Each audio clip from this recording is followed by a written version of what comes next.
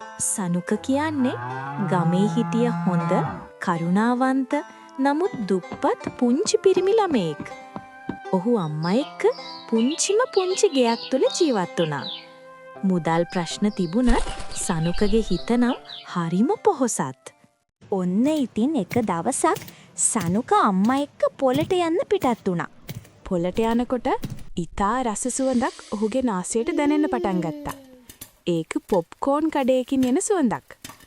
Popcorn දැක්ක ගමන් සනුකගේ ඇස් දිලිසුණා. ඔහු පොප්කෝන් කන්න හරිම ආසයි.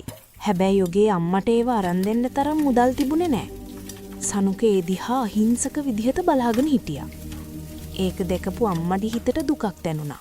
ඔහු අම්මට පැවසුවේ, අම්මේ අපිටම කියලා පොප්කෝන් මැෂිමක් තිබ්බොත් අපිට පොප්කෝන් හදලා කන ගමන් විකුණන්නත් පුළුවන් වෙයි. ඒකනම් හොඳ අදහසක් තමයි පුතේ. ඒත් අපිට මැෂිමක් ගන්න සල්ලි නැහැ නේද? ඒත් සනුක නම් මේ වැඩේ ලේසියෙන් අතහැරියේ නෑ. ඔන්න ඉතින් එක දවසක් සනුක ගමේ තිබ්බ පරණ ගබඩාවක් ළඟට ගියා. දූවිලි වලින් පිරීලා කවුරුත් භාවිතා නොකරපු පරණ බඩු අතරේ පොඩි පොප්කෝන් මැෂිමක් තිබුණා.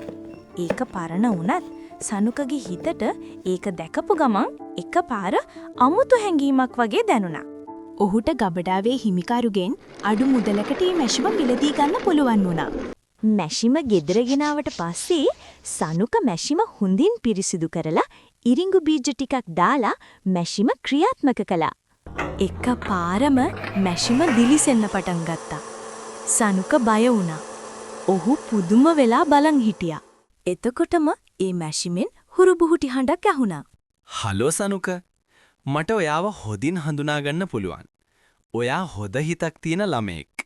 සනුක ඇස් ලොකු කරගෙන ඔයාට කතා කරන්න පුළුවන්ද? කියලා ඇහුවා. එතකොටම මැෂිම hina වුණා. ඔව්, මම මායා පොප්කෝන් මැෂිමක්. හොඳ හිතක් තියෙන අයට මගෙන් ලැබෙන්නේ විශේෂ රසයක් තියෙන පොප්කෝන්. සනුකගේ හිත සතුටින් පිරීලා ගියා. ඊළඟ දවසේ සනුක පොඩි පොප්කෝන් කඩයක් පටන් ගත්තා. මැෂිමෙන් එන පොප්කෝන් වර්ණවත් වගේම සුවඳින් පිරීලා හරිම රසයි. ළමයි, වැඩිහිටියෝ සියලු දෙනාම මේ පුංචි කඩේට එන්න පටන් ගත්තා. දුප්පත් ළමයින්ට සනුක පොප්කෝන් නොමිලේ ලබා දුන්නා. ඒ වෙලාවේ මැෂිම තවත් වැඩියෙන් දිලිසුණා. එක දවසක් ලෝභ වෙළඳෙක් ඔහු හමු වෙන්න ආවා. මේ මැෂිම මට දෙන්න. මං ලොකු මුදලක් දෙන්නම්. කියලා ඔහු කිව්වා. සනුක ටිකක් කල්පනා කරා. ඒත් ඔහුට අම්මා කියපු වචන මතක් වුණා. සනුක මැෂිම දෙන එක ප්‍රතික්ෂේප කළා. එතකොටම මැෂිමින් හඬක් ඇහුණා. සනුක, ඔයා කලේ හරි දේ. මගේ මායාව ක්‍රියා කරන්නේ හොඳ හිත තියෙන අයට විතරයි. ඒ වචන කියනකොටම මැෂිම සෙමින් සාමාන්‍ය මැෂිමක් බවට පත් වුණා. සනුකගේ ජීවිතේ ගොඩාක් වෙනස් වුණා. ඔහුගේ කඩය ජනප්‍රිය වුණා. අම්මා ගොඩාක් සතුට වුණා. සනුක කොච්චර දියුණු වුණත් අනිත් අයට උදව් කරන්න නම් අමතක කරේ නැහැ. ඔහු ගමේ ඉන්න අසරණ පවුල් වලටත් උදව් කරා. ඒ නිසාත් සනුකට ගමේ හැමෝම ආදරය කළා. ඒ විතරක් නෙමෙයි, හැමෝම ඔහුට ගරු කළා.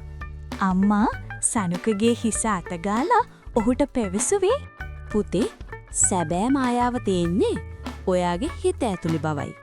අවසානයේදී ඔහු සතුටින් hina වුණා. Don't forget to click that subscribe button and like this video.